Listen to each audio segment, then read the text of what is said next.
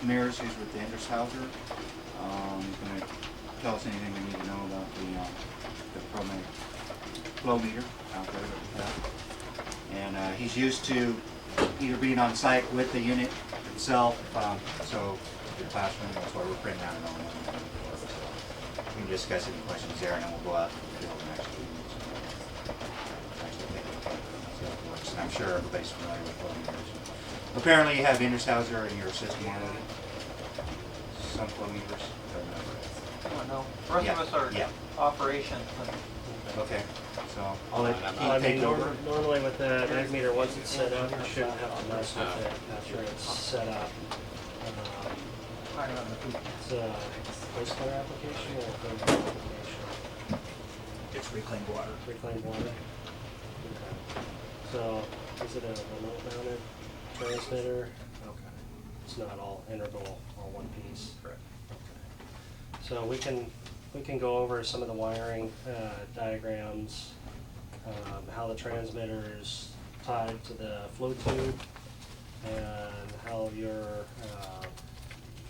power comes in to power up the unit, and how you're interfacing with the meter. I'm not sure what you're using, probably just volume flow with 4 to 20 milliamp signal. Are you looking at totalized flow at all out of the meter itself, or? If not at the meter, I it'll don't be in think the so. HMI. Meter at that. Okay, so the HMI is probably doing a calculation to do totalized flow. Okay. If you've got one of them printed out, sort through here real quick and see.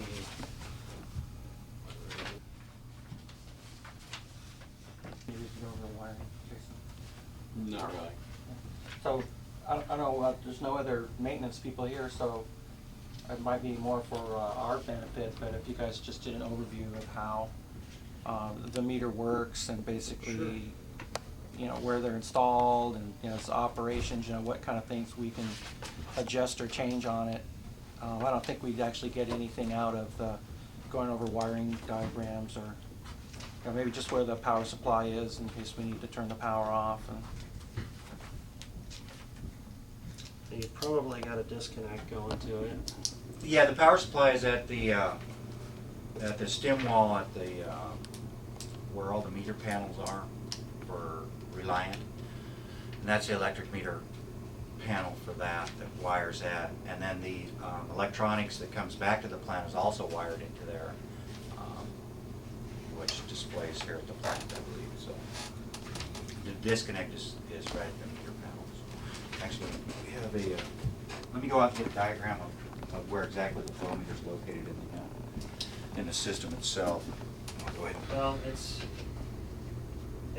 based on Faraday's principle of conductive fluids, and basically what it is if you put an electromagnetic field and flow a conductive fluid through it, it's a generator. It generates electricity. Very low microvolts, but when we have a known, like the flow tube on the meter,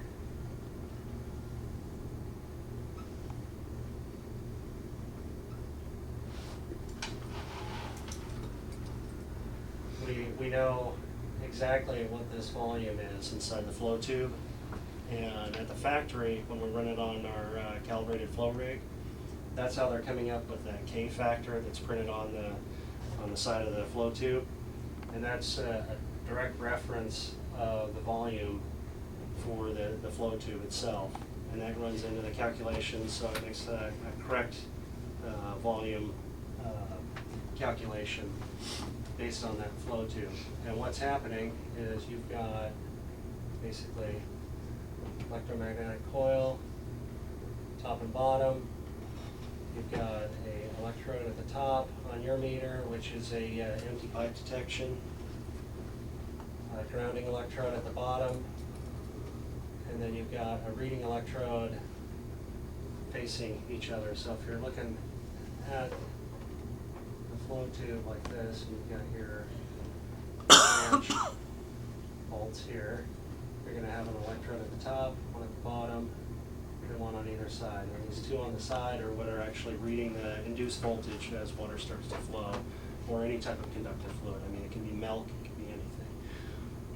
The only thing that you're not gonna be able to run through there is like DI water, because it's not conductive, or very, very low microconductivity.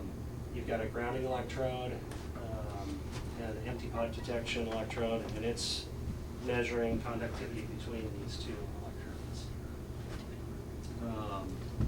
In a pipeline that's an insulated pipeline, so if it's like a epoxy coated piping or mortar line pipe, it's insulated, and it's insulating the water from discharging any type of static charge or induced voltage that's built up from it flowing through the pipe. Also, PVC pipe is the same way. It's not, it's insulated. If you flow water or any type of conductive fluid through an insulated pipe, it's going to build up an induced voltage on its own. So what they do to discharge that before it gets to the meter is they put in grounding rings. You've probably seen them out in your plant. Well, all it is you've got a plate that's sitting in here with a little eyelet on the top on both sides of the flanges. And what we're trying to do is ground out the fluid. And you put them on both sides just in case you get backwards flow. In small applications, it's not a huge thing where it's going to damage the meter right away, but I've had meters up in Oregon where they've got 23, 25 miles of piping on a 36-inch line coming in, and it's all cement, and the first discharge point is the meter, and they forgot to put the grounding rings in. And what it'll do is it causes electrolysis, and it'll eat out the stainless steel electrodes. Because this is bidirectional. This is? Yes. Yeah, so it's flowing in both directions. So, at any rate, we generate an electromagnetic field in here, water starts to flow in either direction, and it's picking up your induced voltage. And because of the polarity of the reading electrodes, it knows which way we're flowing. So you can, most of them will have, you've got a ProMag 53W, and the 53 basically has a few more bells and whistles than the 50.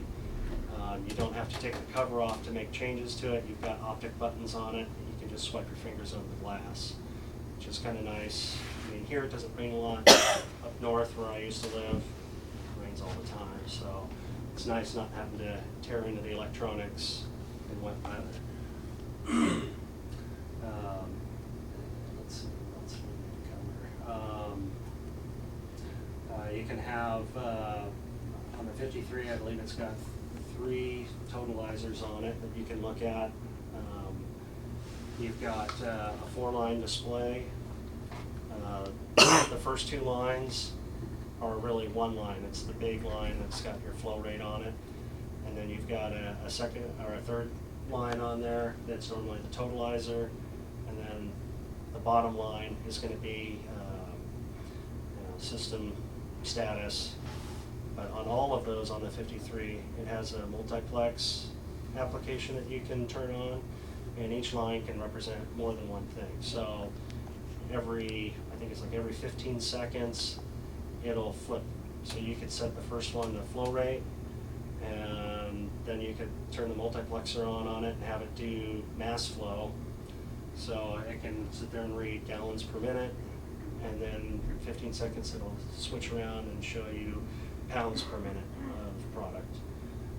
You could set up the totalizer to have it in balance mode, or you could set it up so you've got one that's doing forward flow and one that's doing reverse flow, and you can look at both of them. We can put in, I mean, it's got a wide range of what you can set it up for. A lot of times what I do for people is the bottom indication line that's giving you the status. I'll turn the multiplex on, and if they've got a tag number for it, I'll put in the tag number and then have that. So every 15 seconds it comes up with the tag number, because you and I both know the tags that we get put on the meters, they get blown off, and then you're like, wait, which one is that? I gotta go look it up in the HMI, and kind of makes it tough. Any questions so far? If I bored you to tears? No, not at all. Mag meters are great because you've got no moving parts. If you've got your grounding rings in, you've matched up your materials to the process that you're running it in, you're going to have years and years of maintenance-free operation. Unlike the older, like propeller-type meters, that they're accurate right out of the box, and within 6 months, you've got wearable parts in there, so your accuracy just kind of starts drifting away. With this, there's no moving parts in it. The accuracy is going to be as it was when it was shipped, unless it has, if it's gotten some sort of electrical spike through it or anything like that. The cards that are in the head unit, you can either get these in a interval unit. I think I've got a picture of that here.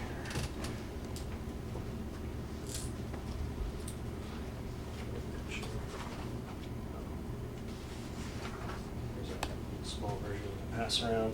That's the interval unit where it's got the flow tube on the bottom, and then you've got all of your electronics are mounted directly to it. They also make, like what you've got, is a remote mount transmitter. And basically you've got just a flow tube with a terminal housing on it, and then you've got cabling that comes off and it goes to the transmitter that's mounted where it's easily accessible for you. We use those a lot in high vibration applications where you've got piping that's shaking pretty bad. Also, if the thing's mounted down in a vault, you can have the remote electronics up top, so you don't have to do confined space. Or if it's mounted down high, and you're climbing ladders all day long, you get up to take the flow here. They offer a wide range of outputs. The standard comes with one current output, normally is set up for the volume flow, and then you've got a pulse frequency output that can be programmed for whatever you want. You can either count pulses so you get accurate totalized flow coming from the meter instead of trying to calculate it in the HMI.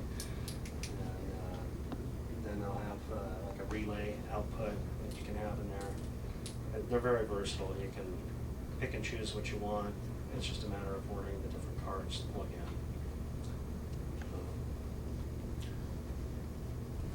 I think pretty much that covers most of the general stuff. The rest would be easier to do at the meter, and we can have you playing around with it. Okay. The 53 has one other thing that I should cover is it's got a what they call a TDAT.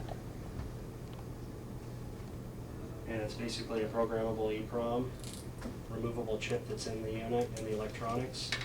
And I'll show you in the basic setup. You can go in, say someone messed with it, got it all out of whack. You can go into the TDAT and reload the default settings. Also, once we've got the unit set up, and we know that's how it's going to be from here on out, we can save that to the TDAT. So if anybody ever messes with it, gets it all out of whack, and doesn't know how to get it back to where it needs to be, you can just go in and reload your settings out of the TDAT, which is kind of nice. If you've got more than one meter and they're all the exact same application, same size, you can actually open up the electronics and pull the TDAT out of one, plug it into another, and set it up quickly.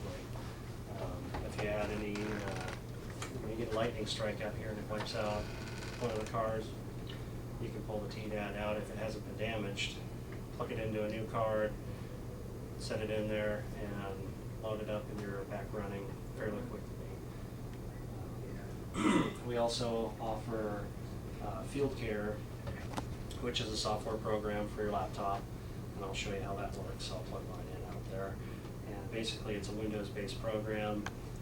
Not only will it work with our instruments, but it'll work with everybody else's. So you can tie into a Rosemont transmitter, you can look at a pressure transmitter, a flow meter, a vortex meter, you name it, it'll hook up to it.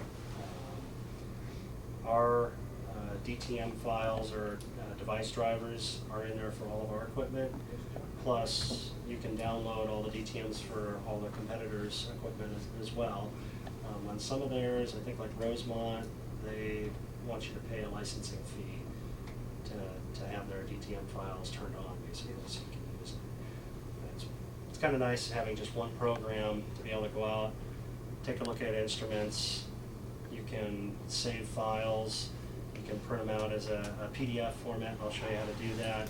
So basically, you've got a cut sheet of how everything's set up in the meter. So if there's ever a problem, you can just walk out there with that and go through the menus and reset it up how it was, which is very helpful to have a starting point at least. Other than that, I think you should go out to the meter and get you playing with the meter itself. It was, but I can give you this on a PDF. I've copied both of those. Yeah. He wants the PDF files of the O&M and the drivers. Yeah. I have those. I can give those to you. Can you email those? Just the PDF, I need the drivers. Yeah. Okay. Well, or it's device descriptions on the other file, and basically it just elaborates more on each. You know, if you're trying to set up the current outputs, it'll give you a more in-depth description of what each thing does and all that kind of good stuff. Does everybody know how to get there from here? Gotta go to the guard gate. I'm gonna give you the copies.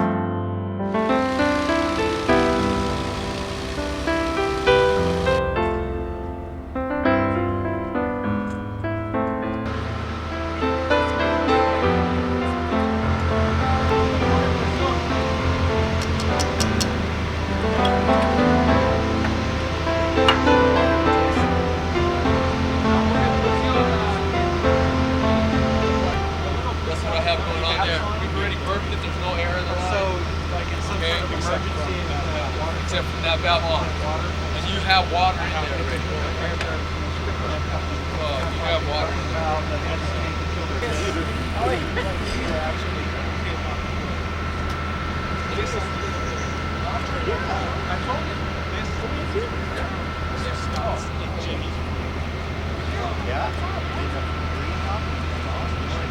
They have him doing what I asked you to do yesterday.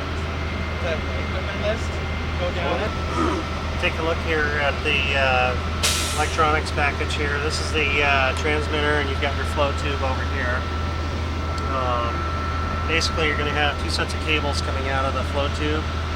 One's going to be for your coils, and then your grounding electrode, empty pipe electrode, and your two reading electrodes. And then on this terminal here, you've got your incoming power to power up the transmitter and the flow tube. This other terminal strip that's right here that I unplugged and hooked my multimeter up to is your outputs. So one of the nice things that they did with this unit is you've got your O&M manual that tells you what each terminal is supposed to be tied into. But also, here on the electronics itself, you just swipe across enter once and it brings you into the operating menu. But until you put in a password, it won't let you change anything. You can just look at everything, which is kind of nice. So if we just go and hit plus till we get to the outputs, and then we'll pick outputs and hit enter. And the first thing that we want to look at is the current output, which is what you'll be using. So we'll hit enter. And you've got configuration and operation that we can look at, or you can go down to information, and it tells you terminal 26 is the positive and terminal 27 is the negative. So that way you know that you're wiring something correctly before you plug it in and burn something up.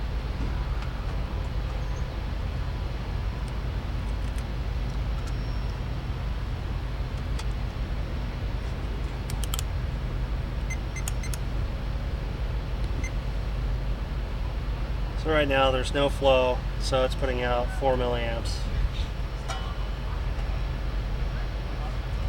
One of the other things that you can do with the meter, if you hit the escape, which is the plus and minus at the same time, it just drops you back one menu, which is kind of nice. Some of the older meters that they first came out with, you had to ratchet all the way back around.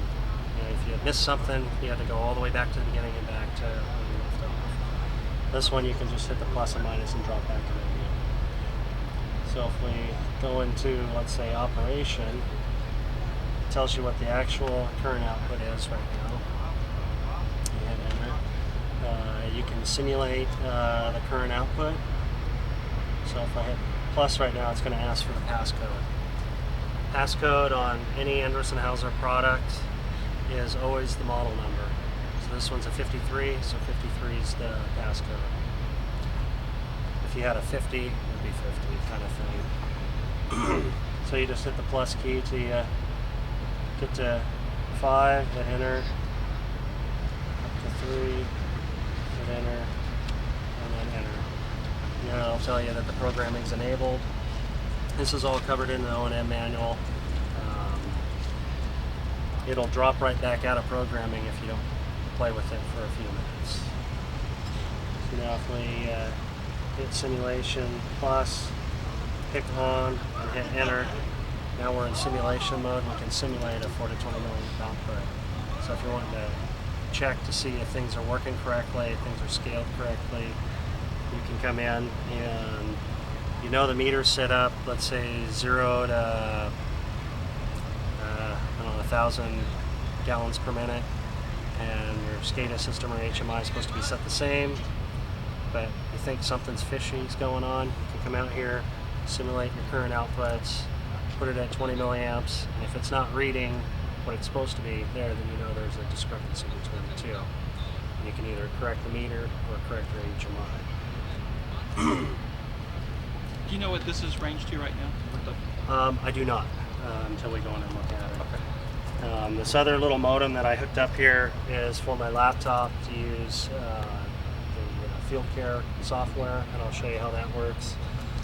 You don't have to have our modem to do that. You can look at it with the HART protocol. So if you've got a little HART modem, I think they're about $200 for MacTech's Viator that'll plug into your laptop, and you just connect in on your 26 and 27 and look at the HART protocol, and you can see everything that's going on in the meter without interfering.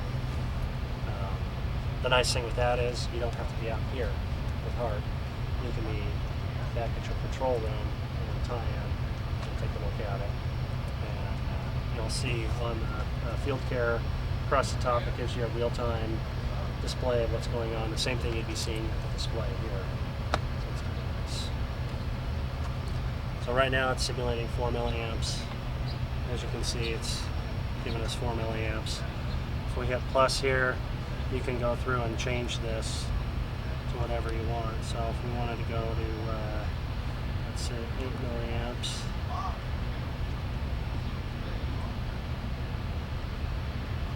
then it'll put out 8 milliamps.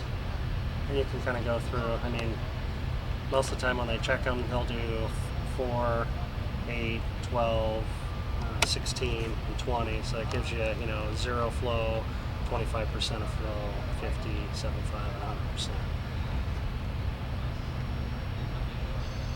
So if we go back into operation, it tells you what our actual current output is. Hit enter again, puts you into simulation mode, and you can just hit off and enter, and now we're out of it, and it's back to whatever the meter's flowing.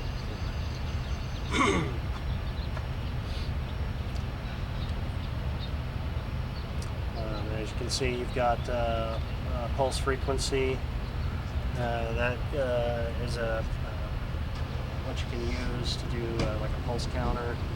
You can say, you know, one pulse that it sends out is equal to so many gallons or so many million gallons.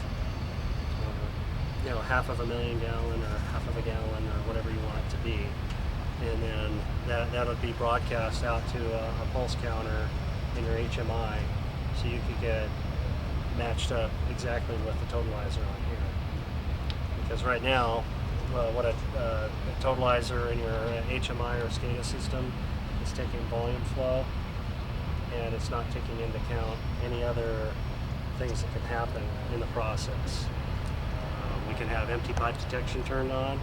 You're still going to get a flow rate out of it, but it won't totalize if the pipe's not full.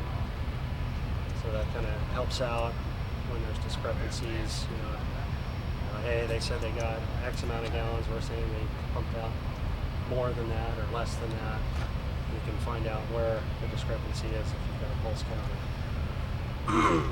Or you can just come out and look at the totalizer at the unit itself.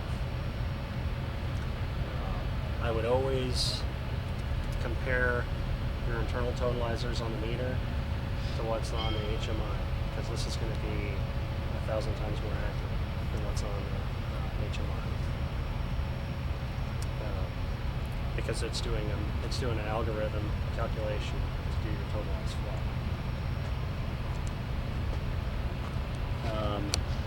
Also on this unit, it's got 2 relay outputs, and those could be programmed for whatever you want to show. So if you want a relay output back to your HMI that the pipe's not full or we're in reverse flow, you can set those up to trigger on that.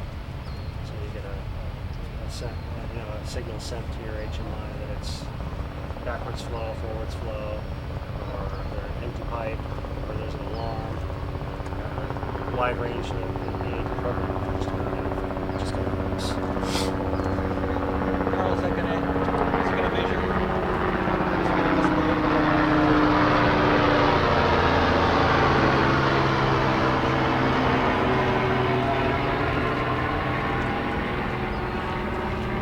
So right now it looks like it's set up for the top line.